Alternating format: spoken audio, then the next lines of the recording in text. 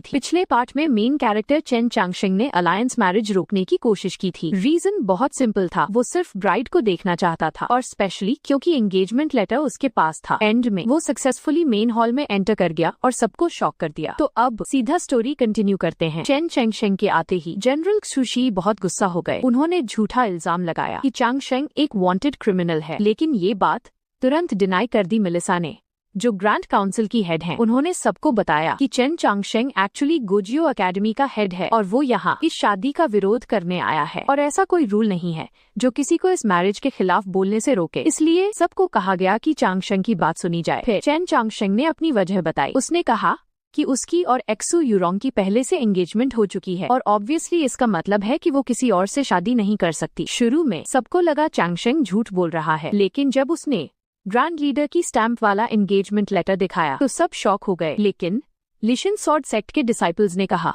कि एक्सू यूरोंग और एक्सू शानजुन बचपन के दोस्त हैं। उनका कहना था एंगेजमेंट लेटर रियल है या नहीं ये एक्सू यूरोंग पर डिपेंड करता है। सबसे इम्पोर्टेंट सवाल, वो किससे शादी करना चाहती है। तभी गु हंशी ने कहा कि एक्सू यूरोंग डेफिनेटली सू शानजुन को चूज करेगी क्योंकि इस वक्त वो सबसे स्ट्रॉन्ग कल्टीवेटर है। और तभी अचानक एक क्रेन मेन हॉल में उड़कर आई। सबको पता था ये क्रेन एक्सू यूरोंग की है, लेकिन सबसे ज्यादा शॉक तब हुआ जब क्रेन सीधा चेन चांगशेंग के पास गई। क्रेन ने उसे एक फूल दिया। चांगशेंग ने प्यार से उसे स्ट्रोक किया और कहा काफी टाइम हो गया मिलकर। असल में ये क्रेन बचपन में चेन चांगशेंग और एक्सू यूरोंग के बीच मैसेंजर हुआ करती थी। फूल के अंदर से सू यूरोंग की इमेज सामने आई और उसने सबका शुक्रिया अदा किया कि सब उसकी फिक्र कर रहे हैं। उसने ये भी माना कि शू शानजुन एक बहुत अच्छा इंसान है, लेकिन दिल के अंदर से वो उनसे बिल्कुल भी शादी नहीं करना चाहती क्योंकि उसकी पहले से एंगेजमेंट चेन चांगशेंग के साथ हो चुकी है और वही पहला इंसान है जिसे उसने कभी पसंद किया। इसलिए वो सिर्फ एक ही इंसान से शादी करना चाहती है जिसका नाम है चेन चांगशेंग। ये सुनकर सब लोग वही सुनना चाहते थे जो अब सुन चुके थे। उधर टैंक 36 ने फिर से गु हंशी को प्रोवोक करना शुरू कर दिया। उसने कहा बचपन के दोस्त होने का मतलब कुछ नहीं होता और वो बहुत ज्यादा ओवर कॉन्फिडेंट हो रहा है। लेकिन शाओ सोंगोंग जो लिशान सॉर्ड सेक्ट के फर्स्ट एल्डर हैं, वो अभी भी ये बात मानने को तैयार नहीं थे। उन्होंने कहा तुम लोगों ने हिम्मत कैसे की एक्सू यूरोंग जैसी पवित्र मेडन का नाम खराब करने की। उन्होंने ये भी कहा कि एक्सू शानजुन एक सच्चा ड्रैगन है जो दुनिया में उतरा है, लेकिन चांगशेंग के टीचर ने सबसे स्ट्रॉन्ग गोल्डन ड्रैगन को भी मार दिया था। ये शादी इंसानों के फ्यूचर के लिए बहुत इम्पोर्टेंट है, खासकर डीमन रेस का सामना करने के लिए। असल में ये मैरिज साउथ और नॉर्थ फैक्शंस को यूनाइट करने के लिए है। ये सुनकर लुओ गुस्सा हो गई। उसने कहा साउथ और नॉर्थ फैक्शंस बिना शादी के भी यूनाइट हो सकते हैं। चेन चांगशेंग ने लुओ से कहा उनसे आर्ग्यू मत करो क्योंकि ये बेकार है। उसने शांति से कहा वो आर्ग्यू करने में अच्छा नहीं है। लेकिन टैंक 36 अलग था। वो इंसल्ट करने और मजाक उड़ाने में हार मानने वाला नहीं था। उसने जोर से सबको इंसल्ट किया, उन्हें ट्रेटर कहा और पूछा क्या तुम लोग जो डायनेस्टी को नीचा दिखा रहे हो। ये कड़े शब्द सुनकर शाओ सोंगोंग गुस्से से भर गया और उसने पहला अटैक कर दिया। लेकिन तभी जिन यू लियू ने तुरंत उसे थप्पड़ मारकर दूर फेंक दिया। सब लोग शॉक हो गए।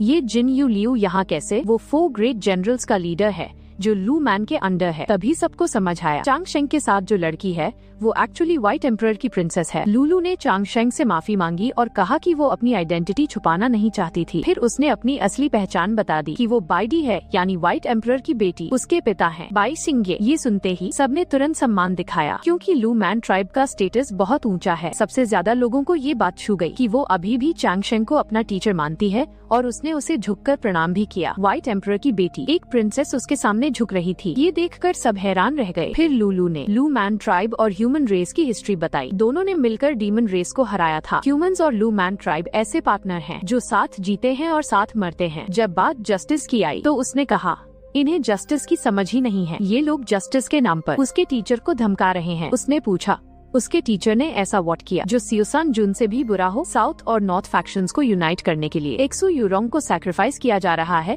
ताकि उसकी शादी सियोसान जुन से कराई जाए। उसने सवाल किया आखिर ये लोग सच में क्या प्लान कर रहे हैं। यहाँ तक कि उसे शक होने लगा कि लिशान सॉर्ड सेक्ट कहीं डीमन रेस के स्पाइस तो नहीं है। आखिर में ये बहस चेन चांगशेंग की साइड जीत गई। टैंक 36 ने खुलकर ऐलान किया कि वो टियांडाओ एकेडमी छोड़ रहा है और अब वो पक्का गोजियो एकेडमी ज्वाइन करेगा। लेकिन हॉल के बाहर लिशान स्वॉर्ड सेक्ट ये बात ऐसे खत्म होने देने को तैयार नहीं थे, क्योंकि उनकी पूरी बेइज्जती हो चुकी थी। किंगटिंग बैंक्वेट अभी खत्म नहीं हुआ था, इसलिए उन्होंने गोजियो एकेडमी को चैलेंज दे दिया। उन्होंने कहा एक फेयर स्पारिंग मैच होगा, क्योंकि चांगशेंग कल्टिवेशन में स्ट्रॉन्ग नहीं माना जाता, इसलिए उन्होंने रिटन टेस्ट और मार्शल आर्ट्स मैच का आइडिया दिया। टैंग 36 ने चांगशेंग से कहा चैलेंज मना कर दो, क्योंकि रूमर था कि गु हंशी पहले ही 3000 टाओ स्क्रिप्चर्स पढ़ चुका है। ये सुनकर चांगशेंग और एक्साइटेड हो गया, क्योंकि उसने भी 3000 टाओ स्क्रिप्चर्स पढ़ रखे थे। मैच का फॉर्मेट बहुत सिंपल था। गु हंशी और चांगशेंग कमांडर्स बनेंगे और टैंग 36 और लुओलुओ फाइटर्स होंगे, मतलब स्ट्रैटेजी से बैटल गाइड करेंगे। फाइट शुरू हुई टैंग 36 और जी जियान के बीच। उनकी पूरी फाइट चांगशेंग और गु हंशी की गाइडेंस पर डिपेंड कर रही थी। फाइट के दौरान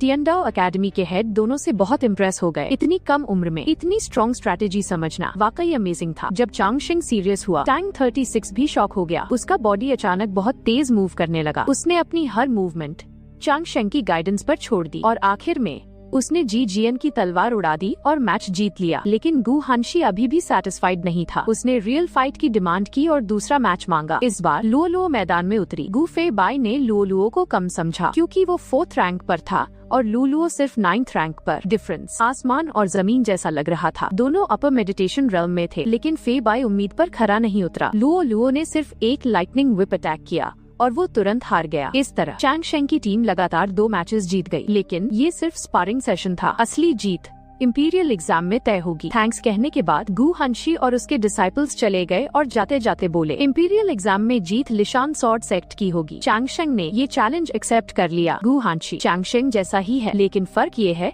कि गु हंशी कल्टिवेशन कर सकता है। वो ऑलरेडी इनर इनसाइट रेल्म तक पहुंच चुका है और ये वही चीज है जो चेन चांगशेंग के लिए हासिल करना बहुत मुश्किल है, क्योंकि उसका शरीर बहुत कमजोर है और कल्टिवेशन में उसे प्रॉब्लम्स हैं। सब कुछ सेटल होने के बाद सब लोग वापस गोजियो एकेडमी लौट गए। रास्ते में चांगशेंग ने अपना नया गोल बताया कि वो सब मिलकर इंपीरियल एग्जाम के टॉप तक पहुँचेंगे। उधर टियनहाई फैमिली की अंडरग्राउंड प्रिजन में यंग मास्टर यार बंद था। वो चांगशेंग पर बहुत गुस्सा था और हर चीज का ब्लेम उसी को दे रहा था। तभी अचानक टियनहाई फैमिली का एल्डेस्ट ब्रदर सामने आया। अभी तक उसका नाम हमें नहीं पता। वो यार पर बहुत गुस्सा था, क्योंकि उसने टियनहाई फैमिली की इज्जत खराब कर दी थी। उसने कहा बचपन से उसे समझाया गया था कि टियनहाई नाम पर कभी बाहरी लोगों का दाग नहीं लगना चाहिए। उसने यार को कमजोर कहा और बोला यहीं जेल में सड़ते रहो। इसके बाद उसने एक बड़ी आर्मी इकट्ठी की ताकि गोजियो एकेडमी को डिस्ट्रॉय कर सके और कहा वो खुद चेन चांगशेंग को मार देगा। वो बहुत एरोगेंट लग रहा था, लेकिन उसे ये नहीं पता कि उसकी माँ एम्प्रेस टियनहाई ग्रैंड लीडर की प्रोटेक्शन में है, जो चांगशेंग में बहुत इंटरेस्ट रखते हैं। नेक्स्ट एपिसोड के प्रीव्यू में चांगशेंग और उसके दोस्त